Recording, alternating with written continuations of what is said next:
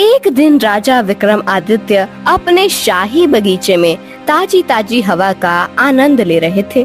तभी वहाँ पर उनका मंत्री करुण सेन वहाँ पर आ जाता है। मंत्री जी, अगर ये पुष्प न होते तो हमारे शाही बगीचे का कोई महत्व न होता। नहीं महाराज, ऐसी बात नहीं है। हरियाली भी तो शाही बगीचे की शोभा है। मंत्री जी, क्या सच में प्रकृति के बिना जीवन असंभव है? जी महाराज। राजा और मंत्री बातें कर ही रहे होते हैं, तभी वहाँ पर विक्रमादित्य की बड़ी रानी रूपमाया वहाँ पर आ जाती है। अरे क्या हुआ महारानी साहिबा? आपका चांद जैसा मुख मुरझे हुए फूल की तरह क्यों लग रहा है भाई? महाराज, आप अपनी प्रजा का ही ख्याल रखते हो। आपने कभी ये नहीं सोचा कि आपकी बड़ी रानी भी महल में इंतजार कर रही है? अरे नहीं रानी साहिबा, ऐसी बात नहीं है। आप मुझे गलत समझ रही हैं। महाराज, आपको जब देखा तब सिर्फ मंत्री जी के साथ ही गपशप करते रहते हो। आपको तो हमेशा बस राज्य की चिंता लगी रहती है, मेरा कोई मोल ही नहीं है। अरे नहीं रूपमाया, हम आपके साथ चांद पर घूमना चाहते हैं, इसलिए मैं और मंत्री जी आपको चांद पर ले जाने की तैयारियां कर रहे थे। सच महाराज, मैं अभी तैयार होकर आती हूँ। ऐसा बोलकर महारानी खुशी खुशी राजमहल के अंदर चली जाती है। विक्रमादित्य अपने मंत्री को समझा ही रहे होते हैं, तभी वहाँ पर राजा की दूसरी रानी फूलवती वहाँ पर आ जाती है। महाराज, रूपमाया बहुत खुश लग रही है। मुझे लगता है आप मुझसे प्रेम नहीं करते हो। हम आपसे बहुत नाराज हैं। अरे नहीं फूलमती, हम आपसे बहुत ज्यादा प्रेम करते हैं, क्योंकि आप हमारी सबसे छोटी रानी साहिबा हो ना। आप मुझे ये बताइए कि रूपमाया को आप जत्रित घुमाने ले जा रहे हो, जो वो इतनी खुश होकर यहाँ से गई है। नहीं महारानी, जन्नत तो हम आपको घुमाने ले जाएंगे। रूपमाया तो बस आपको दिखाने के लिए ऐसा खुश हो गई है। सच महाराज, हम अभी तैयार होकर आते हैं। ऐसा बोलकर फूलवती भी खुश होकर राजमहल के अंदर चली जाती है। महाराज, आप ये क्या बोल रहे हो?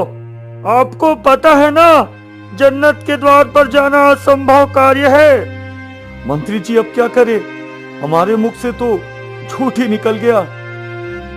तभी वहाँ पर बड़ी रानी रूपमाया का बेटा जसवीर वहाँ पर आ जाता है।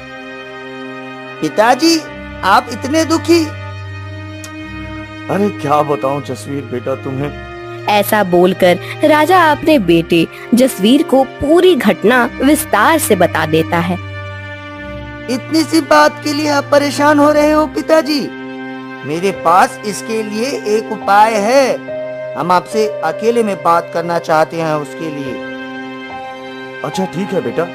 मंत्री जी, आप कुछ समय के लिए हमें अकेला छोड़ दीजिए।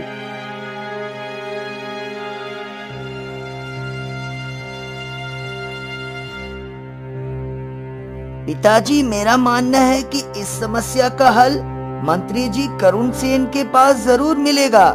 माता श्री और छोटी मासी ने मिलकर योजना बनाई है। वो देखना चाहते हैं कि इस समस्या का हल मंत्री जी निकालते हैं या नहीं। अच्छा, ऐसी बात है? आप सब मिलकर मेरे मंत्री करुण सेन की परीक्षा लेना चाहते हो? मेरे मंत्री जी को अच्छी तरह जानता हूँ, वो समाधान जरूर ढूंढ लेंगे, देख लेना।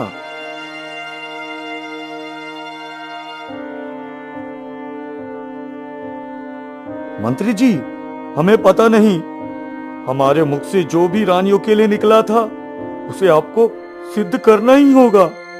हम आपको कल सुबह तक का समय देते हैं इसके लिए, आप इसका समाधान निकालिए। ऐसा बोलकर राजा विक्रमादित्य अपने महल की ओर चला जाता है। अब मंत्री बेचारा काफी ज्यादा परेशान हो जाता है। अरे अब मैं क्या करूं? पता नहीं इस राजा को झूठ बोलने का कितना बड़ा शौक है। अब रानियों को भी पता है जन्नत के द्वार पर जाना असंभव है, असंभव।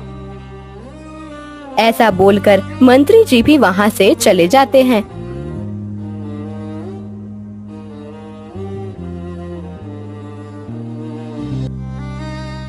लटका हुआ मुख लेकर अपने घर पर आ जाते हैं।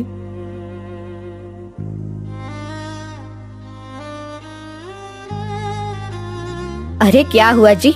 अरे रोज तो आप खुशी होकर घर पर आते हो, आज मुख पर ये दुख का बादल कैसे छाया हुआ है? अरे कमला, ये राजा विक्रम आदित्य हर काम में मुझे आगे कर देता है। पता नहीं किस जन्म का बदला ले रहा है मुझसे। अब मंत्री करुण सेन की पत्नी कमला काफी ज्यादा सुंदर और चतुर थी। अरे हुआ क्या है, आप मुझे खुलकर बताइए। पता नहीं जिस समस्या का हल आपके पास ना हो, उस समस्या का हल मेरे पास हो। मंत्री अपनी पत्नी की बातें, सुंदर महल वाली सारी बात कमला को बता देते हैं। बस इतनी सी बात, मेरे पास एक योजना है। ऐसा बोलकर कमला मंत्री को पूरी योजना बता देती है। अरे वाह कमला वाह, मुझे गर्व है कि तुम मेरी पत्नी हो। मेरी सारी परेशानियां तुमने चुटकियों में दूर कर दी। अब मैं सुबह राजमहल जाकर उन दोनों रानियों को जन्नत के द्वार दिखाता हूँ। हाँ। अगली सुबह मंत्री करुण सेन खुशी खुशी राजमहल चला जाता है।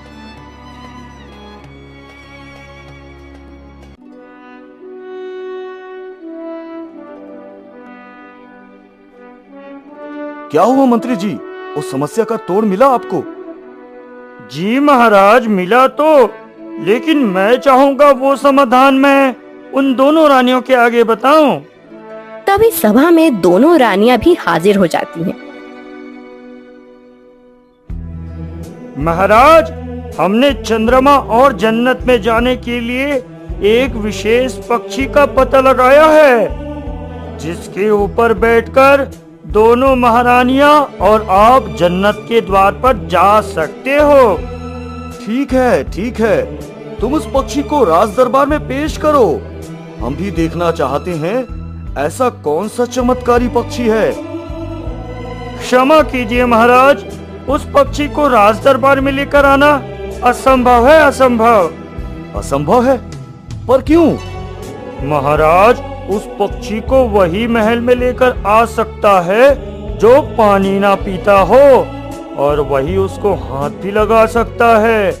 अन्यथा जो भी उसे हाथ लगाएगा जलकर भस्म हो जाएगा, भस्म। ये तो असंभव है। भला बिना पानी पिए कोई इंसान जिंदा कैसे रह सकता है? अरे बिल्कुल रह सकता है महारानी जी, बिल्कुल रह सकता है। महाराज, मुझे लगता है आपका मंत्री पागल हो गया है। इसे कोई अच्छे वेद को दिखाइए। इसको ये भी नहीं पता बिना पानी के बिना जीवन कैसे संभव है। उसी प्रकार जिस प्रकार जीवित प्राणी का जन्नत में जाना संभव है महारानी जी। अब महारानी समझ जाती है कि अब उनकी परीक्षा में मंत्री जी उत्तीर्ण हो गए हैं। मंत्री जी, हम तो ये देखना चाहते थे कि क्या आप हर मुश्किल की समस्या निकाल सकते हैं, लेकिन आज आपने साबित कर दिया कि आपके जितना बुद्धिमान और समझदार इस महल में कोई नहीं है। वाह मंत्री जी वाह, आपके जैसा मंत्री मेरे साथ हो तो एक राजा को भला किस बात का भय। आज आपने हमारा दिल खुश कर दिया। हम आपको सबसे कीमती उपहार देना चाहते हैं इसके लिए। महाराज अपने हाथों से मंत्री करुण सेन को उपहार देते हैं।